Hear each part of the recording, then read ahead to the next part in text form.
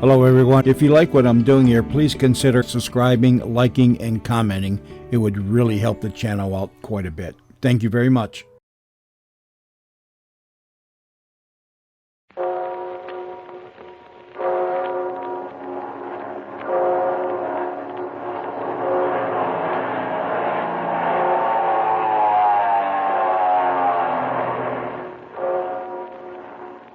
The Skelly Oil Company presents Captain Midnight.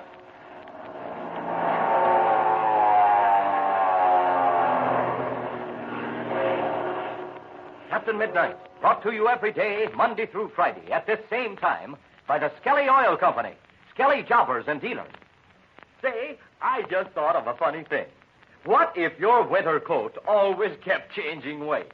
Sure. What if your heavy coat got lighter in cold weather and then began getting heavier the minute the weather turned warm? Well, you'd say the same thing I would. You'd say, what a crazy kind of a coat this is. Give me a coat I can depend on. But think of this. The oil in your family car might be just as changeable in weight as that changeable coat. Yes, sir. And of course, that's bad.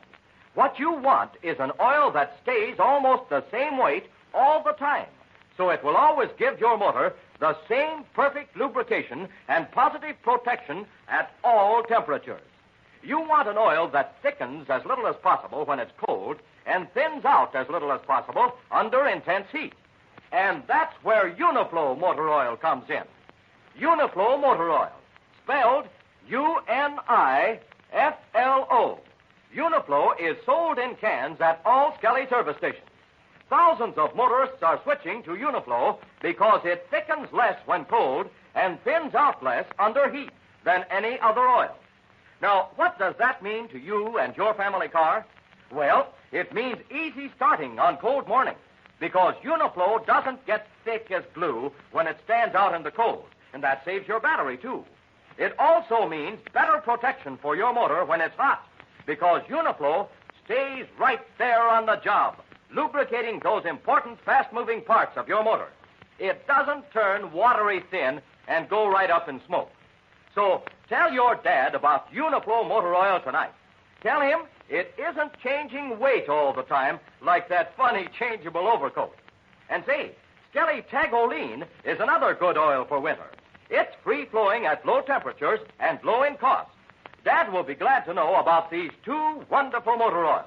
Why not tell him tonight to stop at your Skelly service station and ask for Skelly Tagoline or Uniflow motor oil. And now to Captain Midnight. Last time you'll remember, while Captain Midnight and Senor Perada stood off the attack of Ivan Shark and his men, Chuck and Delores took off in a black plane of sharks. Not long after their takeoff, another black plane suddenly appeared and dove on them. At first, Chuck thought it was Captain Midnight, but machine gun bullets soon convinced him otherwise. Momentarily, Chuck is completely stunned. Then, the knowledge that a helpless girl is in the back seat clears his head. He throws the ship into a right-climbing turn, at the same time shouting to Delores, "Down, Delores! Get down on the bottom of the cockpit!" But what is it, Chuck? Why should he shoot at us? It's one of Shark's pilots. It's not Captain Midnight. What can I do, Chuck, to help you? Oh, there isn't much, Delores. Just keep your eye on that plane and tell me exactly what he's doing. Look out, Chuck! He comes closer. See? Watch him carefully, Delores. As soon as he starts shooting again, I'm going to try something else. Right now, I'm going to dive a little so as to get up some speed. Oh, quick, Chuck, you must hurry. This plane, it gets closer every second. Oh, don't worry. We'll get away. Watch yourself now. I'm going to start gathering speed. It's closer. Much closer. Tell me the instant he starts shooting. See? But how shall I know? Tracer bullets will start coming from his machine gun. You can't miss them. All right. I shall tell you. Jiminy Crickets, Delores. I don't like this. What is it, Chuck? Has something new happened now? We're being forced way off our course, to the west. Oh, that is bad, mi amigo. In this direction, it's a low country. The jungle. I can't worry about that. I've got to find... Chuck, he starts shooting. Hold tight now. We're going into a vertical bank. That is good.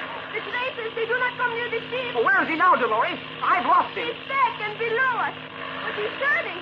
He's coming up at us. Oh, gosh, this is bad. I don't know how long I can keep this Oh, up. perhaps sooner, Captain Midnight. He will come to help us. Well, that's what I'm hoping. But we're being forced so far off our course. Oh, look out, Chuck. The pilot, he comes going into a vertical left bank. The flashes of smoke! The laser bullets! They go through the wing of our plane! No. Where is he now? He hangs on to us. He keeps behind us. Oh, he's beginning to figure out what I'm doing. I've got to think of something else. Oh, if the Captain Midnight were here, what would he do? Well, that's what I'm trying to figure out. Wait a second. I've got it. Oh, but you must do something quick. The lasers, they come at us fast. Hold tight now. Look out for this one. Oh! Where is he now? I do not see him. Oh, I've lost him myself. We've got to see where he is. If we can't find him, it's going to be just too bad. Oh, my head, Chaka. I do not feel good. Oh, it's because we're upside down, Delores. I do not feel good, Chaka. I am sick. Help me, Chuck. Help me. Now, we'll be all right in a second. Delores! Delores! Help me. Help me. Blaze and beacons, there's that ship. He's back and below it. He's got us cold. Oh, if only I had someone to handle that rear machine gun. The engine. It's quit. Delores! Delores! Jiminy Cricket, she's fainted. See, what's that below us? Flaming floodlights. There's that waterfall in the Aztec temple. But there's not a place to make a forced landing. Not a single one.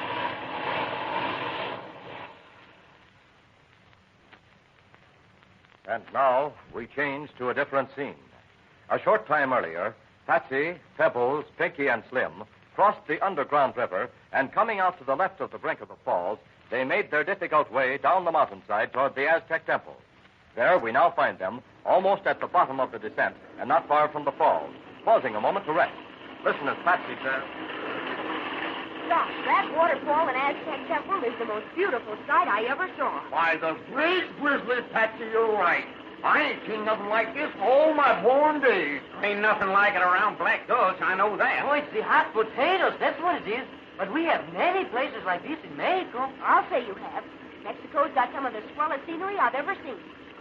Well, we're almost to the temple. Well, all we got to do is to get around this big rock, go down a little bit, and we'll be there. Let's see. Now that we have the daylight, it will be much easier to see. Yeah, it sure helps a lot. Back in the cave, it didn't make any difference whether it was night or day. But, Galloping goose, Patsy, what are you looking at? gee, Slim, I'm not looking at anything in particular. Just thought I heard something. By the jumping berries of jump, I can hear airplanes. Jump in, gee, horse or fast. Gee, Jerusalem. Look, I can hardly see on a car than this from the waterfall, but it's two planes, all right. Well, gosh, all hemlock, what's them places? See, they're coming right out of the nose of one of them planes. Why, they're tracer bullets, that's what they are. One of the planes is firing at the other. See, and they're getting lower and lower. One of the ships has got the other one in the run. Well, who in tarnation could they be, Patsy? They're both flat.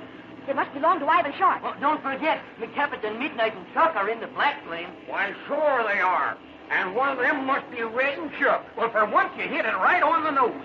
One of them must be Captain Midnight, or they wouldn't be fighting each other. Well, that one that's got the other one in the run, that must be a Captain Midnight. It sure must be, because Captain Midnight's a swell pilot. Hey, that's funny, Patsy. What's strange, Pinky? What do you mean? Hey, them two-seaters, ain't they? Sure they are. Even I can tell that. Well, they got gunners in the rear seats, ain't they? Sure they have, Pinky. Well, why don't this guy in the rear seat, the one that's getting the worst of it, why don't he do a little shooting and defend himself? Gosh, that is kind of strange, Pinky.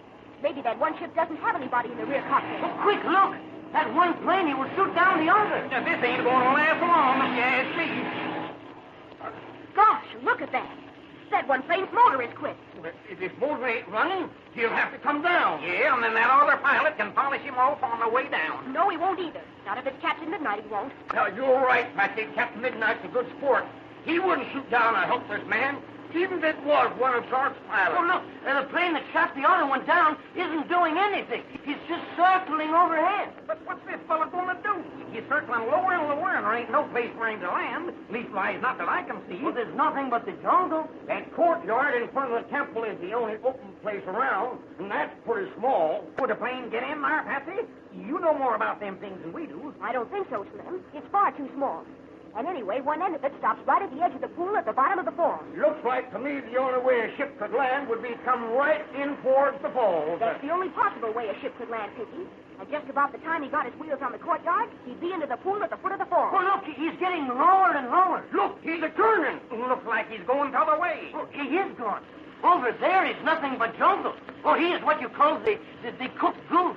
He's going to crack up sure. Yeah, what are we going to do, Patsy? Shall we go down to the temple, or shall we stay here? I think we'd better be getting on back home. Captain Midnight will be landing there in a few minutes. You mean if that ship circling above is Captain Midnight? You said it couldn't be anybody else, Patsy. I don't think it is, but... Quick, me amigos, look. By cracky, that ship's turning around. He ain't going down into the jungle after all. Oh, no, he's coming back this way. Well, what is he going to do? I know just what he's going to do. He's going to try to land in the open square, in this courtyard in front of the temple. But he'll crack up sure. Oh, look, there he comes. He's getting lower and lower. He's got a wall to get over before he can get down into that courtyard. No, he ain't got a chance.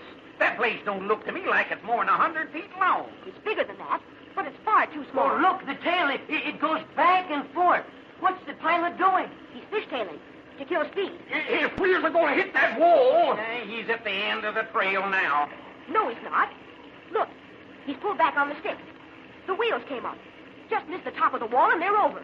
I hope he makes it. But gosh, Patsy, it's one of Ivan Shark's pilots. I don't care if he is, Pinky. He's doing a swell job of flying. See, look, his wheels, they're about to hit. But he's halfway across the courtyard now. He can't stop that ship in time. He'll go over the edge of the courtyard and down into the water below the falls. Oh, this is terrible. I wish we could help him. Oh, you were right, Patsy. There is no one in the rear cockpit. Hey, look at that pilot plant with them controls. He's on them flagstones now. But gosh, all hemlock, look at him roll. Oh, he goes into the pool. He cannot stop. Has he got brakes, Patsy? He probably has, but he's going too fast. Oh, look. He reaches the end. No, he's got a 50-foot drop into that pool. There won't be nothing left of him when that water hits him from above. He's tried the brakes, but he was going too fast. Oh, it's the finish. He's almost at the end. This is awful. I can't bear to look at it. No, he's going to kick the bucket shore. 20 feet more and he'll go over. Oh, he hasn't got a chance. He's going to plunge off into that pool. How much more terrible Patsy and her friends would feel if they knew it was Chuck Ramsey who was fighting so desperately to bring the plane to a stop. And crumpled in the seat of the rear cockpit is the beautiful Delores Perada, mercifully ignorant of what is taking place. What will happen next? Tune in tomorrow to Captain Midnight. Say, how good are you at remembering words? Can you remember the secret password of the 1940 Flight Patrol? And have you figured out what it means? Well, here are two other words I want you to remember. One is Tagolene, spelled Tagolene.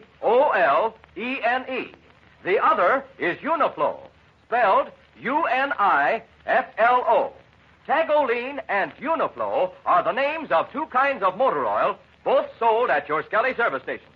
And the reason their names are worth remembering is that they're both mighty good oils for winter. First, because they don't get thick and gluey when cold, and that means easy starting on cold mornings. And second, because they don't turn watery thin when your car gets warmed up. That means they last longer in your motor. So remember those two words, Tagolene and Uniflow. They're passwords to perfect lubrication. Tell Dad to ask for them at your Skelly service station. And don't forget to tune in again tomorrow, same time, same station, for further transcribed adventures of Captain Midnight, brought to you by the Skelly Oil Company, Skelly Jobbers and Dealers. Can Chuck make a successful landing at the brink of the waterfall? And what about Captain Midnight and Senor Perada? Be sure to listen tomorrow. Until then, this is Don Gordon, your Skelly man, saying goodbye and...